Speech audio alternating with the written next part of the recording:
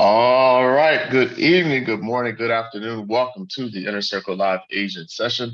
I'm your host for tonight's session, Benny Allen, along with my awesome partner, Mr. Ryan Carthage. And we're definitely happy and grateful for all of you being here with us this evening as we take a look at the technicals and the fundamentals to see what we can take advantage of in this amazing Forex market. So without further ado, let's make sure that we turn off any and all distractions, grab a pen and paper, take lots of notes, and let's make sure that we do an awesome job of participating and engaging. We want to shorten the learning curve and compress time frames. That's the goal, right? And the mission is to help everybody to become a consistently profitable trader, right? That's the goal of the Forex Trade Room. So if everybody can hear me loud and clear, please drop me a one in the chat. Let me know that you're all set and ready to go, and we can get this session moving.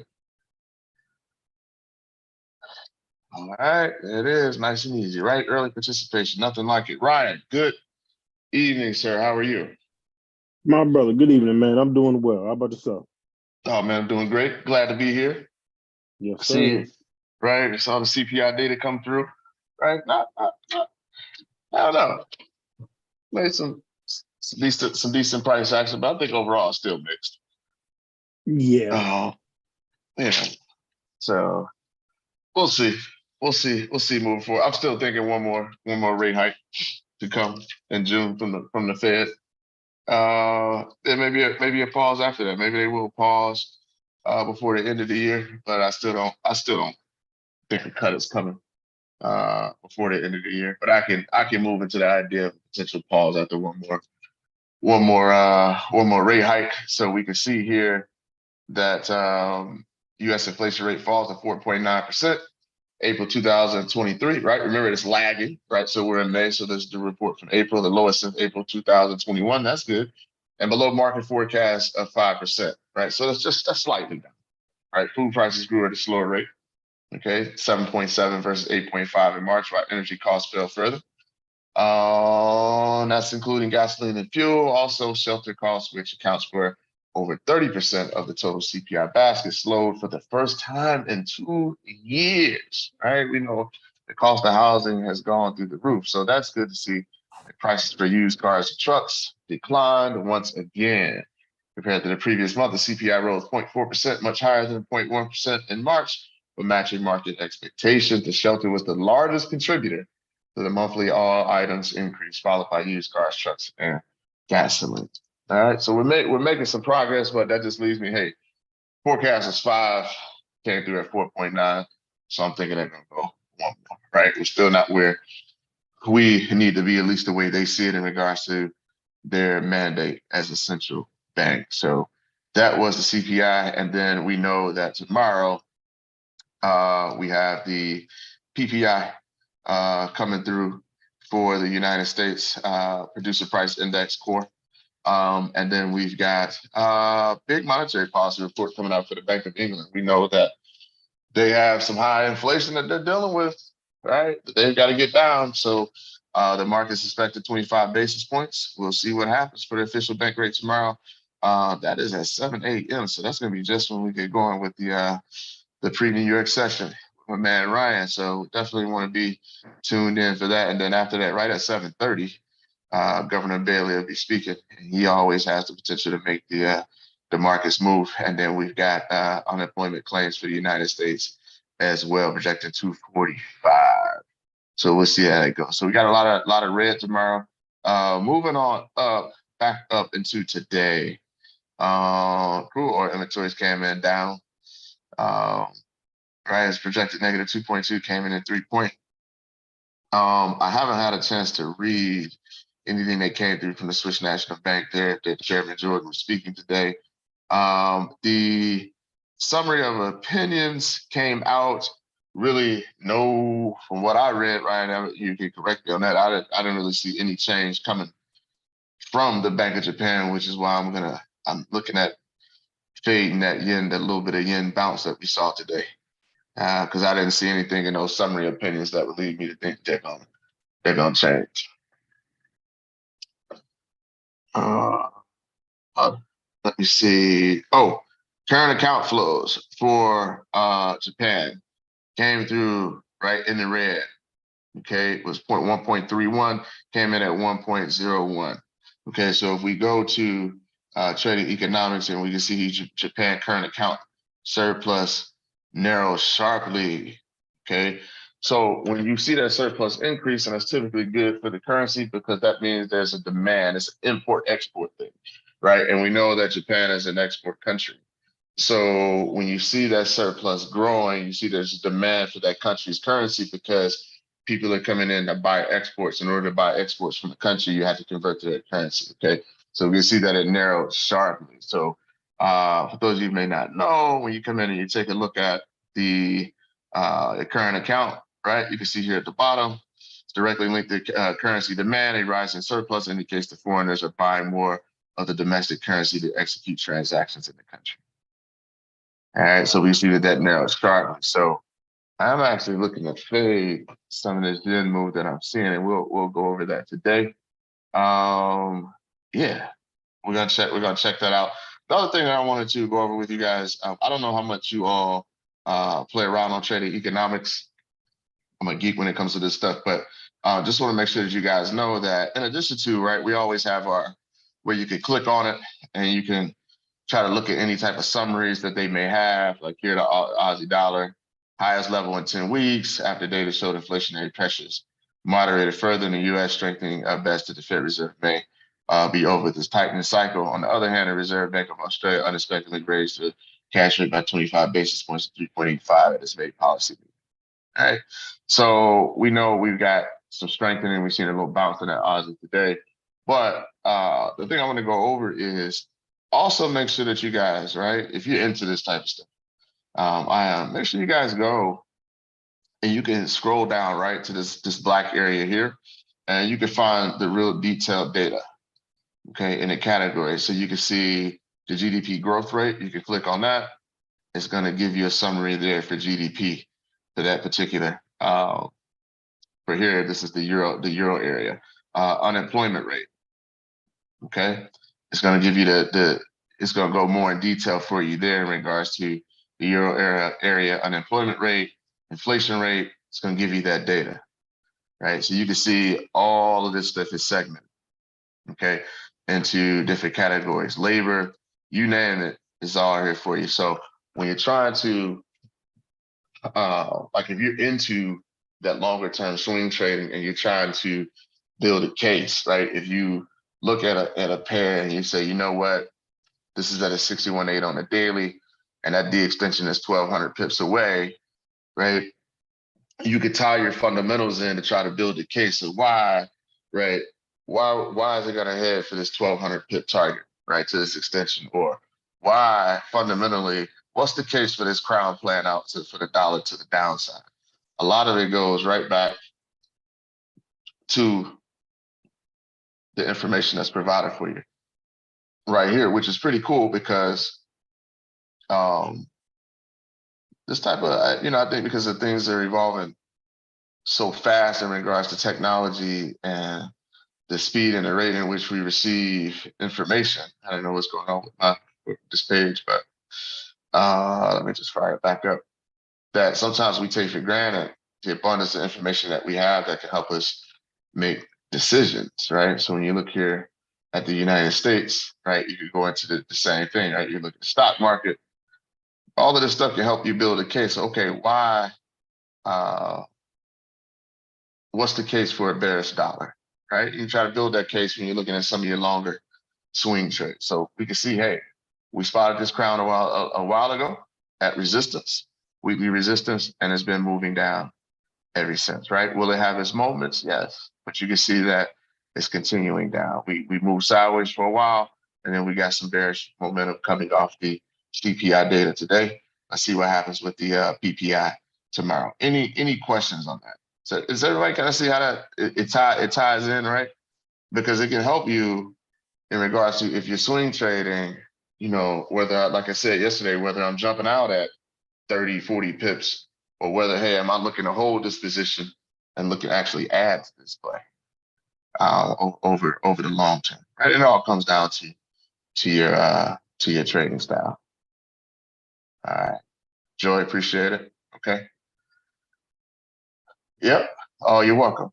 You're welcome. So, all right.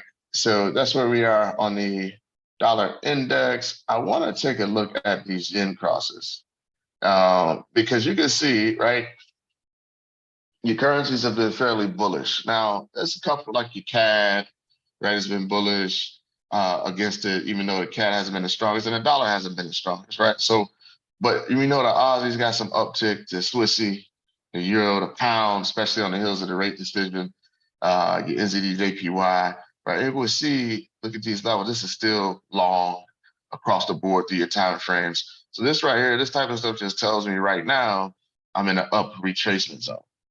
Okay, that we're correcting. But for the most part, we've been bullish against the yen and we're seeing some corrective activity.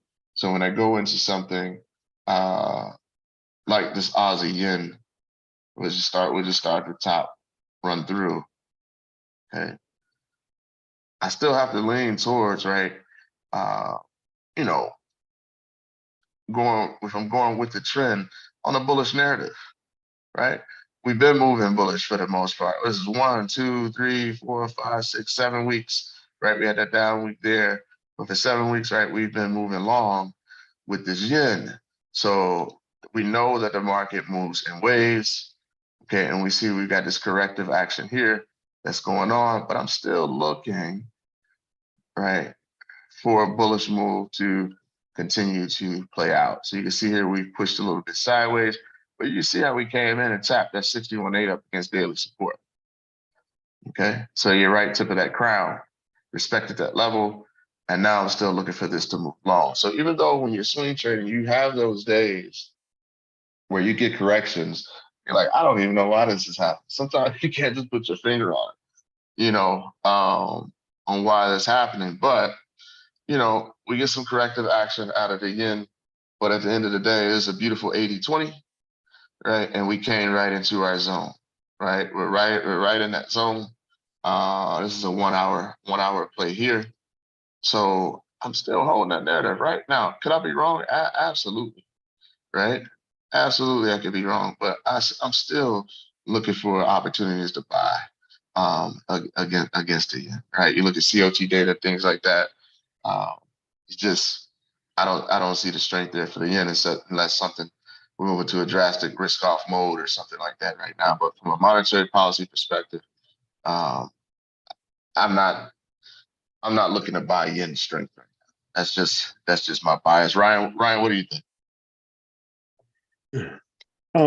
I agree with you. There was one thing I saw, I believe it was yesterday.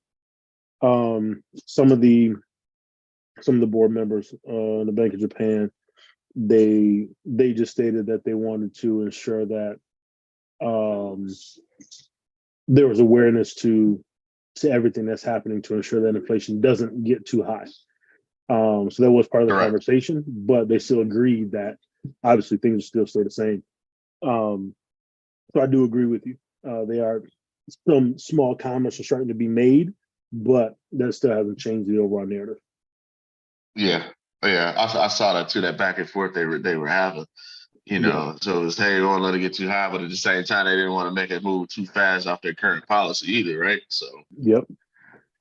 So that just lives like, hey, I have to think long. Of course, like you said, we know that it's been a wild ride for the last 3 years. The market can all of a sudden, for whatever reason, shift to a risk off, whatever reason, fundamentally, and you can see strength coming to that yen. But right now, I'm looking to fade that little bit of yen strength that we saw with some of the pairs today.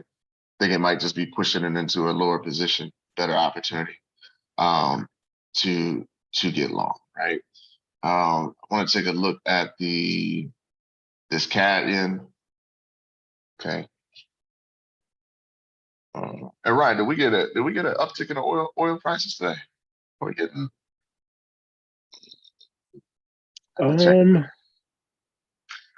In oil. It fell past 73 on Wednesday, but it was advanced for Yeah, the but last it's 3 just days. but it's just in a range around that $73 level. Yeah. So yeah, it's just pressing sideways right now. Okay. Cool. So we'll continue to watch that, right? Definitely the yen is the weaker of the two, but the CAD isn't the strongest either. But hey, we're within an AP boundary. So I'm remaining bullish on that. Right. After I want to remain bullish on this. I want to stay long on this CAD yen, especially from the daily perspective with that 80-20 from the daily playing out. We've got that daily 382, right, at 103. And so we still got quite a ways to go. So just favoring the CAD, favoring you know, currencies against the yen. I mean, I'm liking what I'm seeing. Right. So these are ones to keep an eye on for those longer swing trades. Okay. So that's the CAD yen. Any questions on that?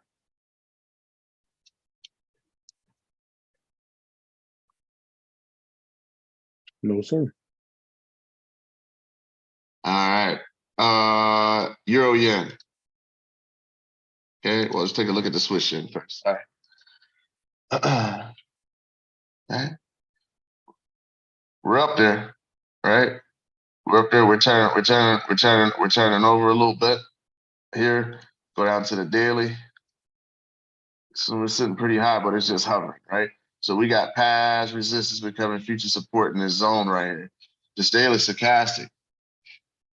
So it's moved and corrected all the way back to the downside, right? So we're looking at being oversold and we're moving sideways, right? So I'm looking for that to potentially break out. I would like to see it break out to the upside. This is the 4-hour, okay? And we're still holding within that zone. So you can see a lot of these yen crosses are similar, right? I'm leaning more towards the bullish side, even though I know it's sitting at a pretty high level. We'll see. We'll see. Ryan, what do you think about the Swiss yen? How are you playing it? I'm still watching it right now. I've been watching it for a minute, probably like 3 or 4 weeks, like intently.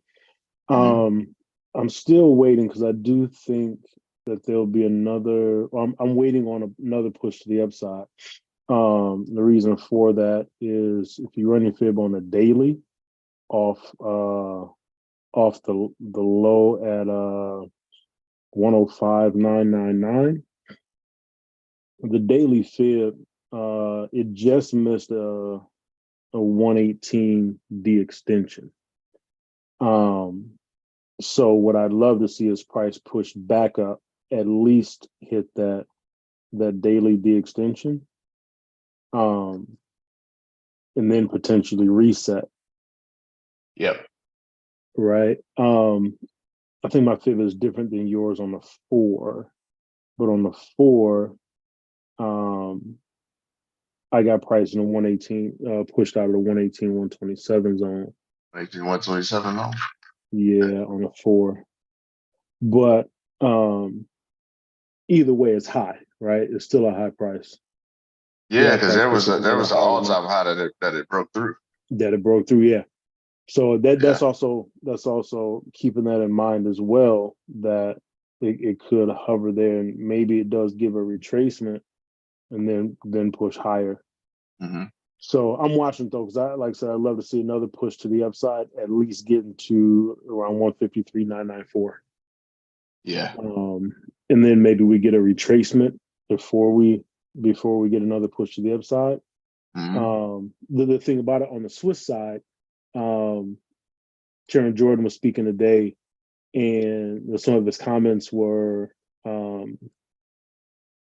monetary policy is still not restrictive enough.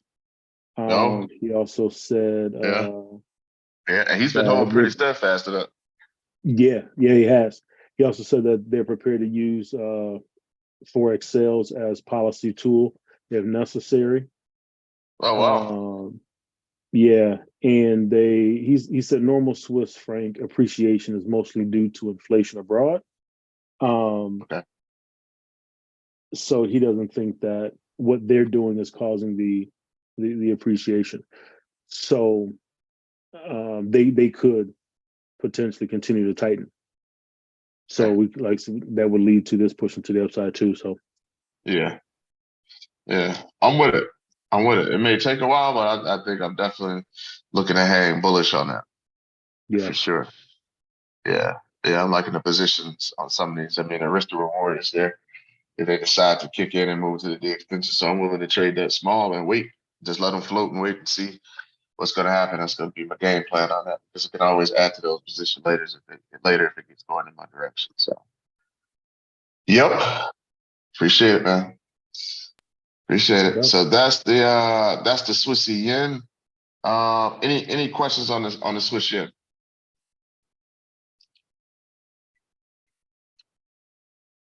Right, a lot of them are sitting. No. All right, appreciate it. A lot of them are sitting in similar positions, right? And that's when my antennas go up and I start to watch closely, right, on these pairs. So the Euro JPY. Okay. So we can see from the weekly, like, right, we're moving up, higher highs and higher lows. We've pushed through, we've created a new high, now we're pulling back, right? So just from a weekly perspective, right, once you see it, you see it, right? How we're pulling back into that zone, right, to test that level. Okay, so we're here, we're making a move back down, so it just depends on where it wants to settle, right? We can see our stochastic is exhausted to the sell side, on the sell side. So and then you're starting to get this wick action here. So it's just a matter of where it wants to settle, form a new low, maybe on the lower time frames, or if it wants to push down to that 146.27 daily level. Don't know. But I am still hanging bullish. Right. So this is a daily chart coming out of that zone. So this is the key, right? And the beautiful thing about, your swing trading is just like it's whipping around. There's all types of stuff going on, but at the end of the day, right, it's moving in that ABCD way, right? And once you understand that, you can really, really do some things when it comes to your swing trading. So looking at this is just a correction to the downside.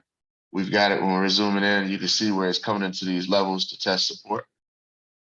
Okay, we've got a 4-hour level that's creeping in at 147.09. That price is respecting.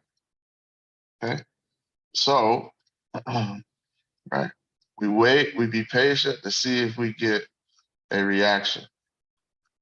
Okay, so on this one, I'm just using the daily fib, just bringing it down. All right, because it's clean. This is the path that is moving. This is back in the buy zone already. So we're just waiting. So you see it's already taken off. Do we find support in the zone, and then do we continue to make higher highs and higher lows at some point? This is the EJ on the 1. Okay. Right. You can see it's trying to get going. It's trying to get going. There we go. So I was looking for right here, just 61.8. Okay. So there's some key swings to pay attention to, right, as we move towards the end of the week and as we move through the month of May, right? That gets going, right? Just even on your 1 hour, right? It's an EJ move. So even on your 1 hour standard extension is 450 pips. Okay.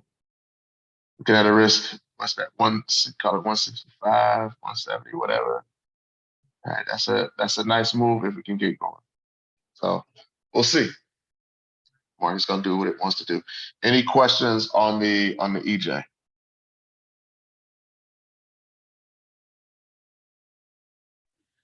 No. No questions. I actually really like that setup. That double Me bottom too. at 618 level. Me too. Me too, man. I hear you there. And like Ryan says all the time, it's like, hey man, look, you set yourself up the best way you can. You try to determine your directional bias, try to find a decent low price, you pull a trick and you take it. You don't put it all on the line on that initial trade, because you don't have to. You don't have to. And if it gets going in your direction, then hey, yeah, you can start to add to your position. But that's pretty tempting there, right? When you got that type of scenario, you live with the results of that. All right, so the risk to reward is there. So that's the the EJ, and I just keep trying to build in my head, right, any case for continued getting strength. Yeah, And man. I'm looking at all the data points, and I just maybe it's something out there, but I'm just not seeing it. You No, know, I don't see it yet either. I don't see it yet either. yeah. So, we'll keep doing the Benny, just research a on it. quick one. Yep, Benny, yep. yeah. I'm just looking at the chart now, and the stochastic is I think in the overbought zone, and looking at the price action with the double bottom, it looks like it might turn upwards. So, Yep. how do you explain that price action with the position of the stochastic?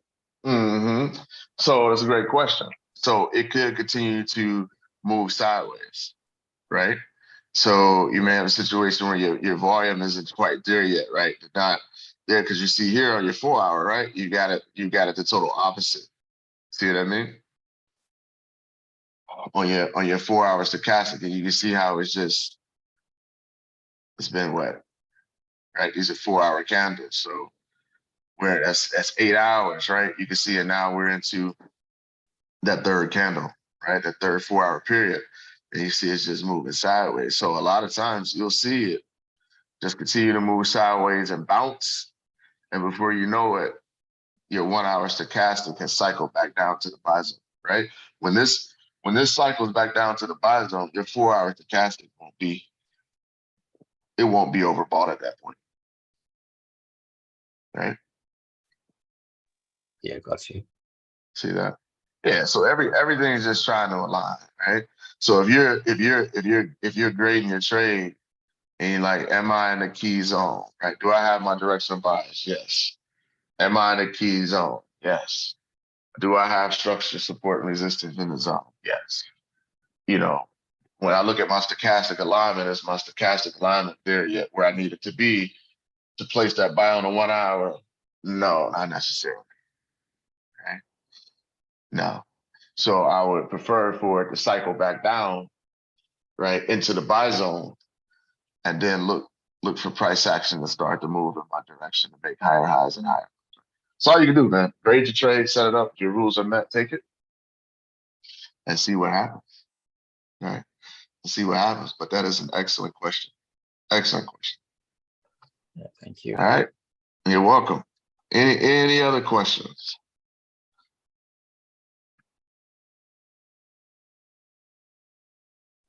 No, sir. Okay. And I'm extra patient, right? Ryan, we're extra patient with these end crosses. there's variables that could come in all of a sudden and it's like, what just happened? But that's why we're so heavy on risk management, right? We've always taught risk management from the very beginning. That's the number one thing, right? Because you got to manage your risk because we don't control this. We don't control it at all.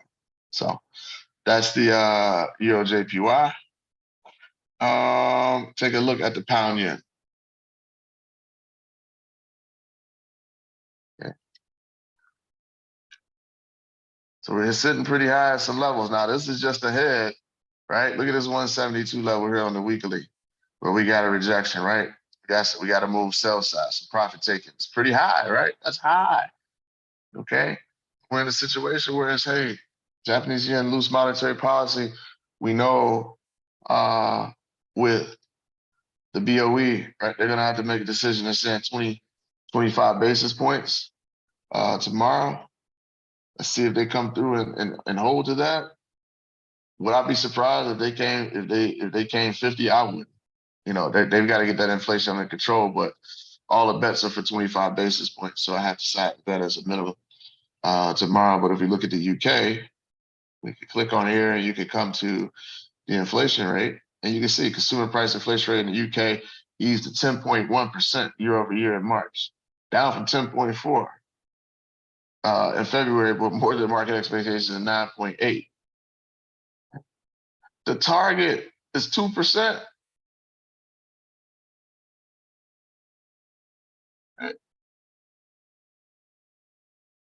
So we still got some work to do. All right. Even your core inflation, taking out food and energy costs, 6.2%. It wasn't far from September's record of 6.5. Target is 2%. Right? So sometimes when you just look at the data and look at the numbers, it helps you cut through all the rhetoric that you might hear out, all the back and forth and all the opinions. The fact is, the target is 2% ultimately, and they're still well above it. Okay, they're still well above it, even when you strip out food and energy costs. All right, so got some work to do. Got some work to do. So when you look at something for the GJ, I wouldn't be surprised if it settles and continues to get long. Now, the reaction tomorrow, we mixed 25 basis points. The market is already pricing that in. That's what it's going to be. Could see a surprise, could see higher. People say most likely not, but you never know. And then you got Governor Bailey speaking, who can always throw you for a loop. So this is going to be key tomorrow to see. You can see the daily, right? Stochastic, not quite oversold yet, but you can see how price is kind of just hovering at this daily resistance. So the question is, does it find support and get back long? Okay. Do we continue to just march through, right, this 172 level and then continue to move up towards that D extension? Don't know. It's going to be interesting. Okay. Here we are on the 4. Okay. There's that 172 level. That's a B boundary. So if it breaks it without a deeper correction, that puts us in our 118, 127 zone on the 4. But, right, that's a lot. That's a ways. It's a pound yen pair. That's the monster. So tomorrow's going to be important. What is that? 7:30 tomorrow. 7 o'clock, Yeah. I think. 7 o'clock. Yep, you're right. You're right. You're right, Ryan. 7 o'clock, and then he speaks at 7:30. Okay. Yep. So let's see what happens. See what happens with that. Right? Because I know there was there's a 1 hour look on this too, with a smaller fib here. See? When you zoom in on that 1, and we already have a 50% retracement. We're still in the buy zone.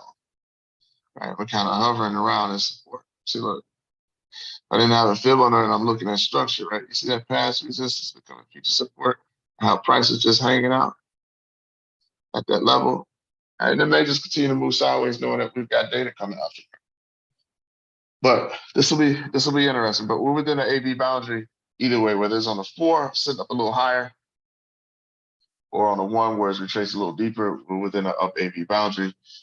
So I'm still looking for a long play on the pound yen. That's what I'm favoring right now. Any questions on the pound yen?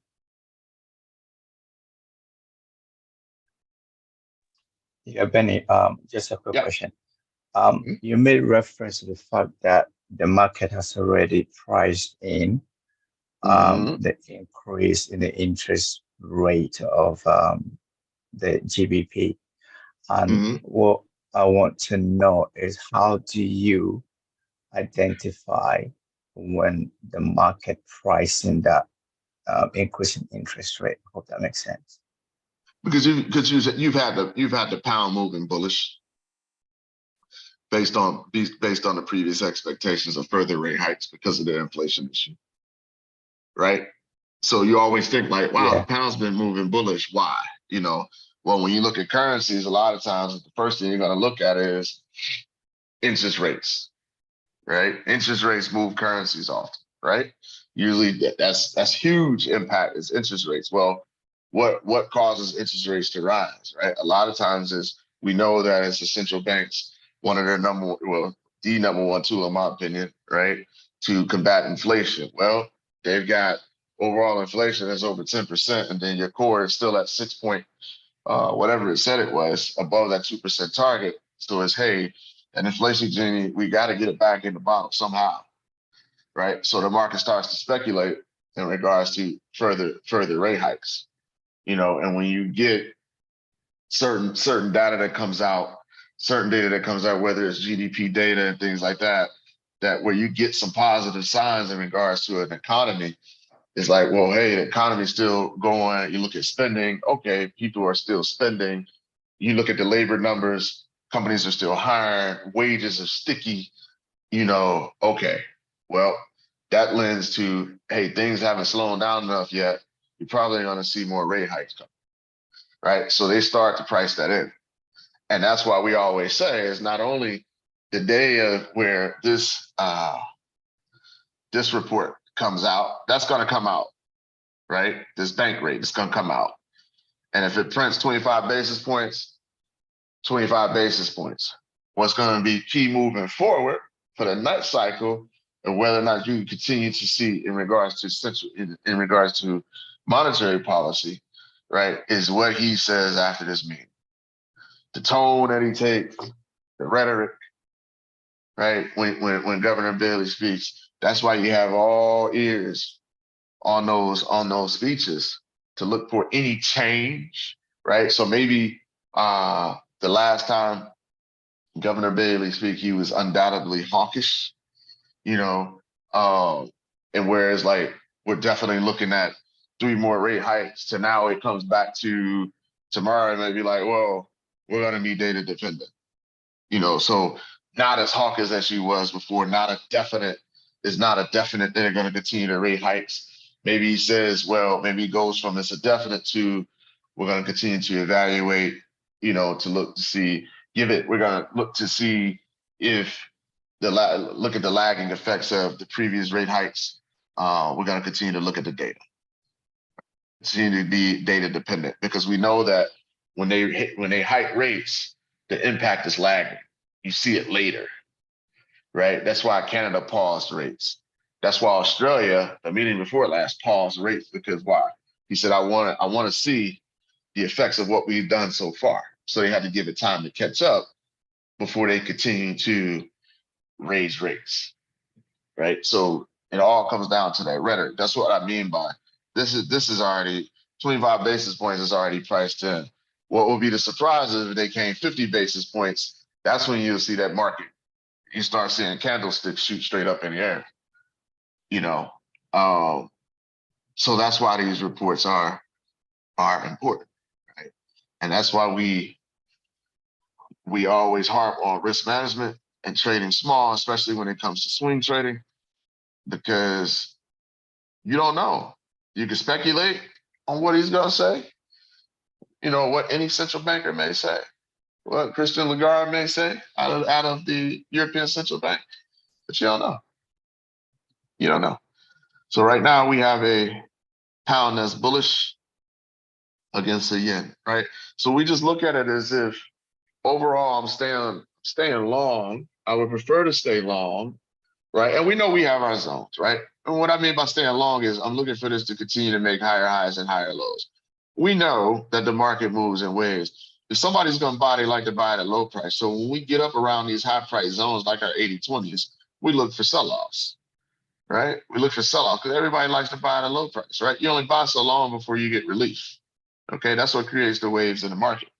So we look for a continuation long, how it gets there, whether it pushes lower and then moves long, or if it moves sideways, however it does it, we look for this alternate like here, right?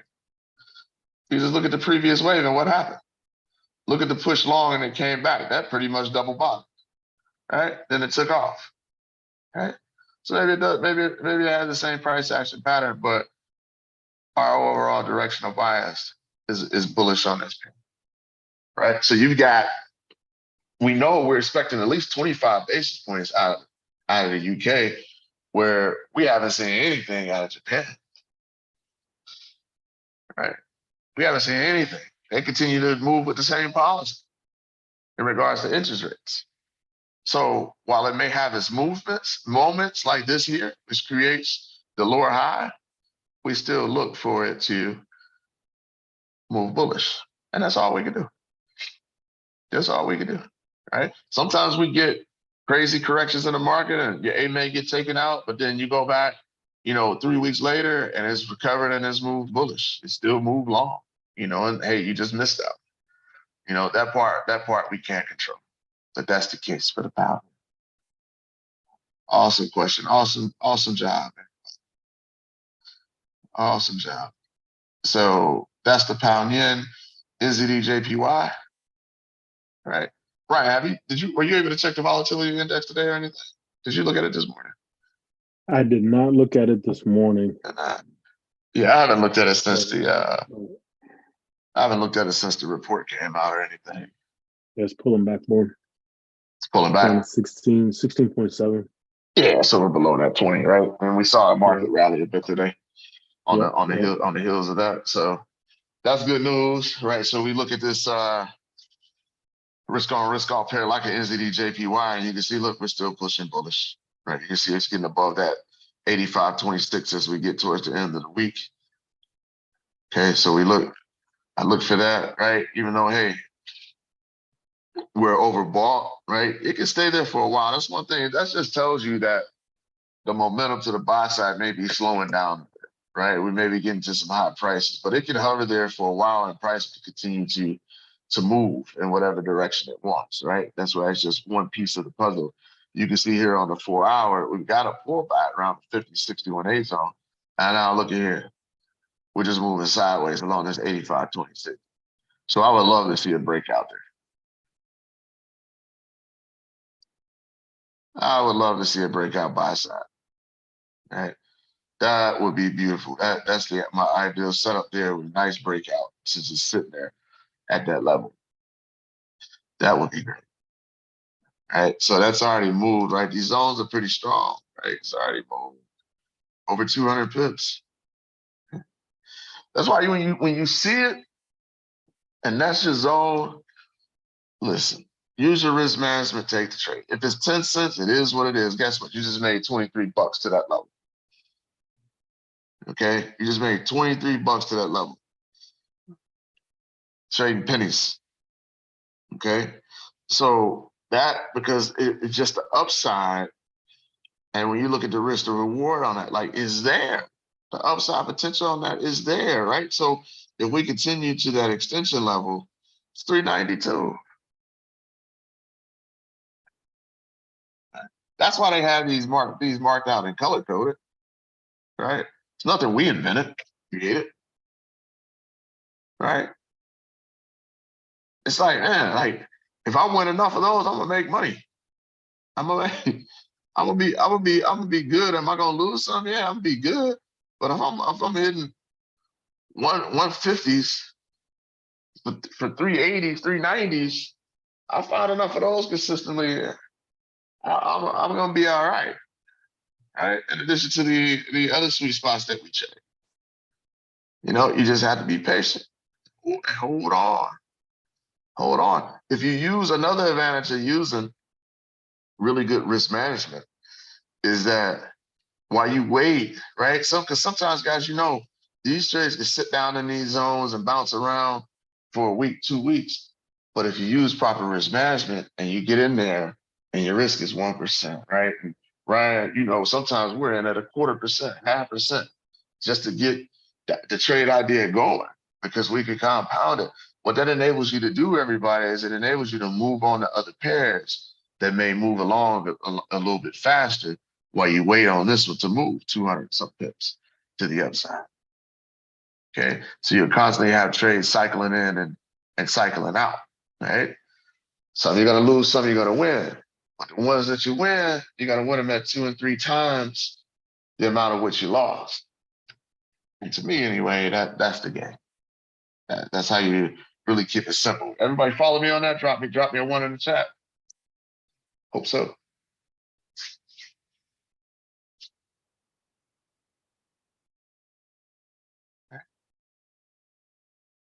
And that's why we always tell you, right? It's all about, right? And me and Ryan talk about this all the time. It's all about your data, right? That you're gathering. That's why we're saying, like, you don't have to be a perfect journaler or just at least write it down or, you know, however you do it. You know, if it's a demo, whatever. If you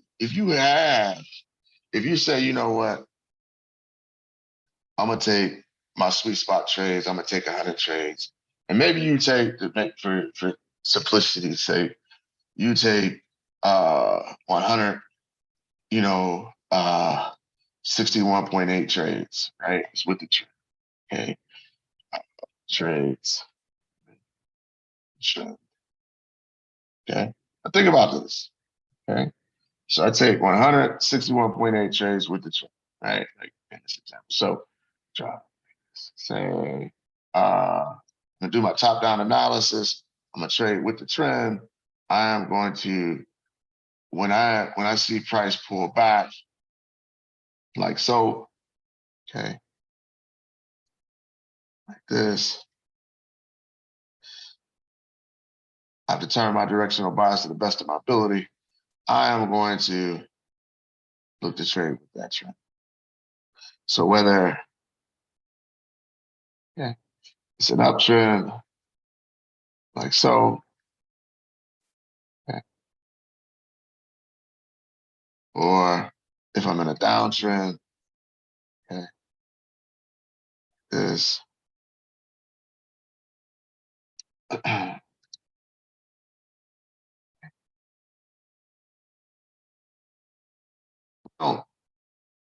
We don't say this to try to egg you along and keep you in the game. We say it because this is how you really build confidence in what you're trying to do. And as Ryan, and he said, of course, we want you to feel good, but Ryan's telling you this stuff. Hey, give yourself some grace, give yourself time, because it actually takes time to collect the data, right? So you say, I'm gonna take 161.8 trades. Now, if you do that and you say, my strike rate is, for example, call it 50%. So 50 trade, I want 50 out of 100. Well, I'm already in those at a 3-to-1. Okay, so I'm gonna do quite well. But what's also important in that, right? 50% strike. Okay. What's also important in that is finding out the tendencies. Like, well, out of that 100 trades, how many trades out of the 61.8 trades that I took? How many trades did I lose in a row? Right? What was my drawdown? Did I lose 5 trades? Right? Did I lose 10 trades in a row? Right? And you just track this stuff over time, because like, man, like with my game plan, the most I lose, right, based on my strategy, is I have the ability to lose at any given point in time 10 trades in a row. I can start to work the math out. It's like, well, I would have to lose. So, for example, say most of the lose is, say 10 trades, okay, in a row. Well, then I can start to work my risk off that, right? I can start to creep my risk up a little bit. Like, well, if I risk 2%, right, per trade, I would have to lose 50 trades in a row to blow my account. And that's why they have all types of software, right? Like software where you can put in, you can analyze it, you can kind of project, like based on your strategy. Once you get some fundamental data in there, like, okay, I can lose 10 trades in a row with this strategy at any given point in time. Well, if I have to lose, if I risk 2%, I gotta lose, right, 50 trades in a row. Or if I risk 3%, I have to lose 33 trades in a row. Well, my strategy has a propensity to lose any given point in time 10 trades in a row. So then I can start to gain a little bit more confidence and creeping up my lot size a little bit more on my position. Everybody understand what I'm saying? Drop me a 2 in the chat. All right. But you have to put the time in and actually be a pro and be diligent at what you do to get that. Like, well, man, most I can lose is 10 trades in a row based on my strategy. If I follow the same methodology, the same system, and you've tracked this over time, look, I've only lost 10 trades in a row. Hey, I'm gonna risk 1.5%, 2%, 3% per trade. See? All right. So you have to know that, because what you just want to try to avoid being down, right? And this is where Jeremy talks about, right, how we did the training on the 4 consecutive losses, right? Lose 4 consecutive times, cut your risk in half, build yourself back up to where you need to be, go back in, right? Because what you want to try to avoid is being down 50% on your account. If you're down 50% on your account, you're going to have to make 100% back just to get back to break even, right? So this all comes down to risk management, right? If there was ever a holy grail, that's it. That's it. I don't care how many strategies are out there on YouTube. If you can't manage your money and manage your risk, you're going to blow up anyway. And then you're going to go to another strategy. And if you don't learn this part of the game, guess what? You're going to blow up again. You know what you're going to say? Must have been a strategy. Now you're 10 strategies deep and you still haven't figured it out. So we're trying to help you to avoid all of that. So the reason why we say, hey, like, track your data, like, figure these things out, is because it really just helps you build more confidence as a trader. And that's really what this is about. You got to have confidence to pull the trigger. Don't hesitate. So when you see it, hey, I've done my homework, I've done my ritual, this is in the zone that I like to trade, you're going to trade it. And you're not going to think twice about it. All right. So just something to think about. Something to think about. And you can't get to this point if you're all over the place. If you're taking a trade at this level to one time because it looked good, or you're trying to this strategy this time because it sounds nice and the guy, or the lady looked like they got great results. That's hard to get consistent data like that. So you got to stick with something. Okay. All right. So this is, let's take a look at this UJ. This is the one, the pairs that I'm kind of, with that dollar being weak, we're coming in to find some support. But this here, okay, all right, we never did move exactly to an equal tip there, but we came and now we double topped, right?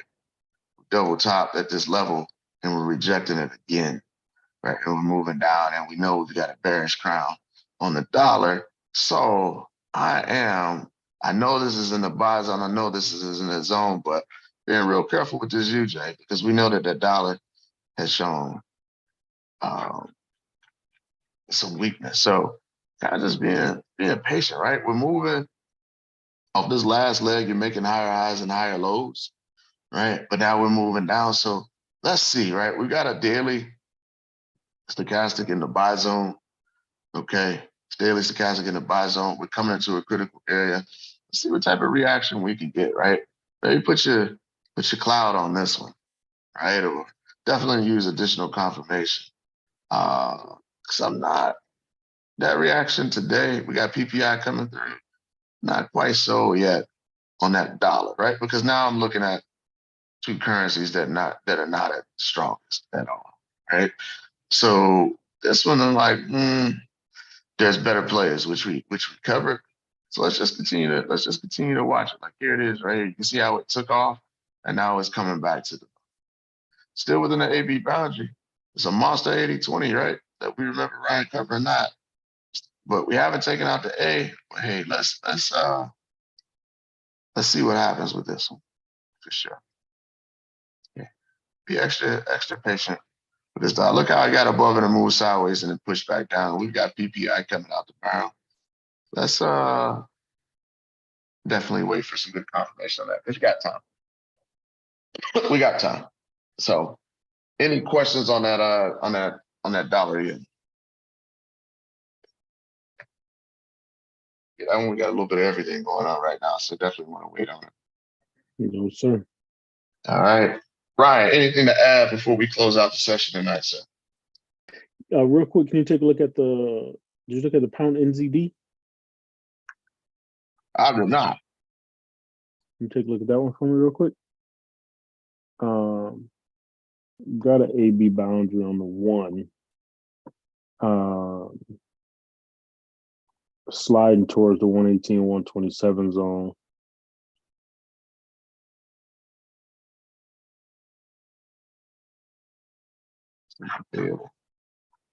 Yeah, just broke that daily level. Yeah.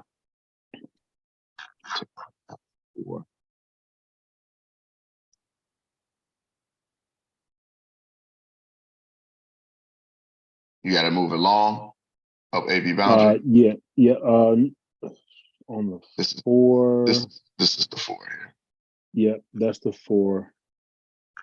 Okay. Um, Man, that's the pound of the zero. That's a big move, man. That's a big move. Looking at a potential retracement though. Run the fill off the high coming to the downside on the 1. Yeah, that was a crazy move to the downside, man. That ended up pretty good, didn't it? Uh-huh. Hey. Woo-wee. Took it all out. 80-20, bang. Yep. My goodness. Okay. And just ahead of tomorrow, eh? Yeah, just ahead of tomorrow. That stop is at that daily support level. But got a few pieces of confirmation there of a potential reversal. All right. That one also came through on the software too. Okay. Oh yeah. So it's moved quite a ways. Some point, right? We get a correction. This was I mean, even though we were in the middle of this main 80-20, that was a wicked one right here. Look at that. Mm-hmm. Even that to get back to that high price was over 200 pips. Almost 300, yep. Yeah. To that 61.8. We move back down. This market is amazing. All right, another 400. So can it do the same thing, right? Can it get some momentum to the upside?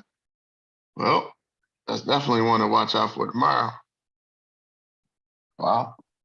Appreciate you, sir. Hey, no doubt, man. All right. Anything else before we close out? Continue to be patient. Continue to be patient. Continue to be diligent. That's it, man. For sure. Do the Lakers close it out tonight? Anybody? Any takers? I don't think they do. I think there's another game in both of them. You'll see some refs make some interesting calls, and you'll probably see Steph go off. Right. Yeah. I'll be watching until I fall asleep. Yeah. I'm old now. I just fall asleep on stuff. Tasha talks about me all the time. Oh man. It's Friday night, I'm asleep. Like, what in the world? But anyway, hey, thanks everybody for your time. Appreciate you hanging out with us tonight for the Asian session. Look forward to seeing you all tomorrow, 6:30 a.m. Eastern Standard Time with my awesome partner, Mr. Ryan Carthage, for the pre-New York session. Have a great night, everybody. Bye for now. Okay, thank you. All right. Bennett, I agree. Beneath, I agree. They won a game 6 at least, maybe a game 7.